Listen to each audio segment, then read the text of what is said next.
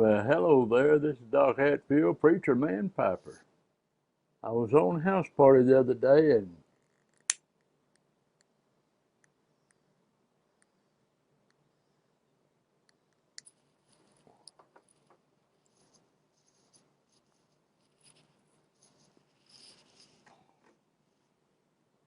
they were talking about all kind of TV shows and all kind of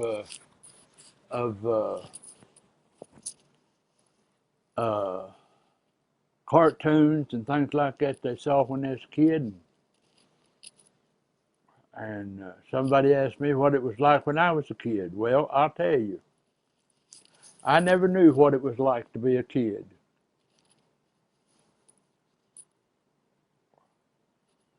I was raised as an adult from the time I was big enough to walk, I guess.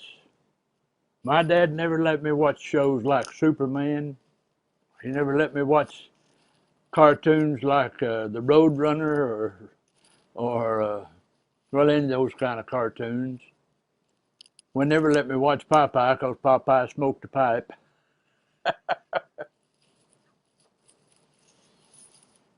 I never knew what it was like to go outside and play with kids in the neighborhood. Pretty much from the time that I was old enough to do anything, I worked from the time I got up till the time I went to bed, doing something all the time. If there's one thing I promised myself I would not do once I grew up and got away from home, I'd never wash another window the rest of my life. And I haven't. I very seldom touched the window. The only cowboy show I could watch was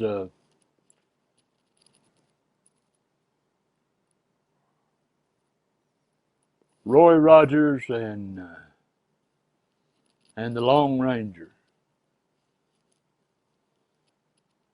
On Saturdays, the only shows I could watch, I couldn't watch any. I couldn't watch any cartoons of any kind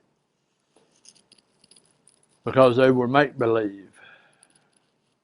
But I could watch a show called Rin Tin Tin, Lassie, Flicka, and a show called Fury and one called Sky King. That was it.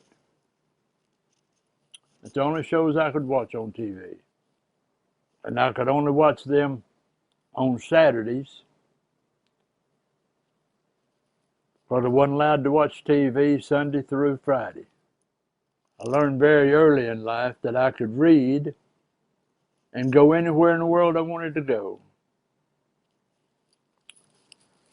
I'd read books on the wars that took place.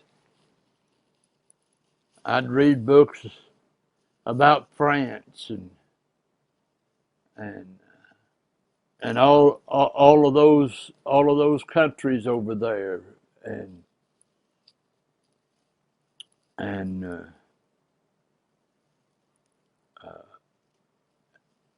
and I'd read books of uh, autobiographies of people. Wasn't allowed to read fiction books. First time I was away from home was when I went into service. There was only two boys in the church I was allowed to have anything to do with. So what a lot of kids experienced growing up in their preteens and growing up in the teenage years, I never experienced. I never will forget. When my wife Carla and I got married, I was 45. And we'd been married about a week, and she said to me, "What is your favorite Superman movie?" Because they'd made several. And I said, "I never watched Superman." "You got to be kidding." I said, "Nope." Then, slowly but surely, she found out over time that I'd never watched any movies that any of the kids got to watch when I was a kid growing up. And people talk about movies on House Party and everything, and I don't know nothing about them. I just sit there and just be quiet. because I'm really dumb about that stuff. Well, I don't know if I've told you or not, but I get a lot of questions sent to me by preachers, professors, students going through seminaries and Bible schools and everything. And I got one the other day about Lazarus, when Jesus called Lazarus to come forth out of the grave. They said they wanted to know where his soul went and if he was mad because he had to come back. Well, first of all, it don't say anything about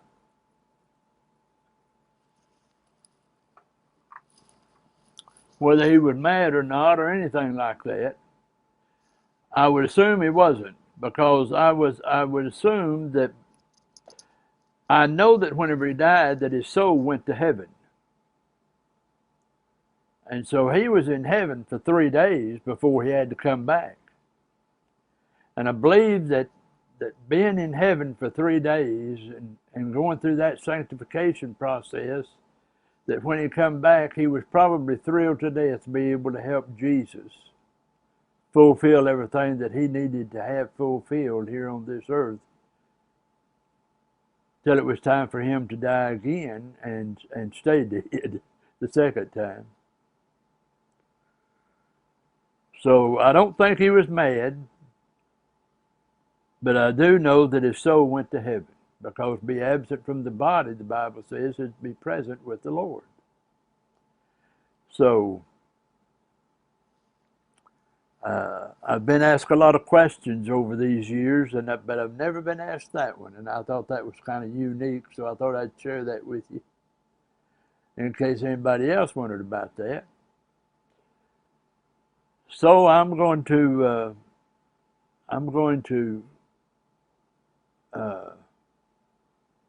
get out of here now, and I hope to talk to you again real soon. May the good Lord bless you. Bye-bye.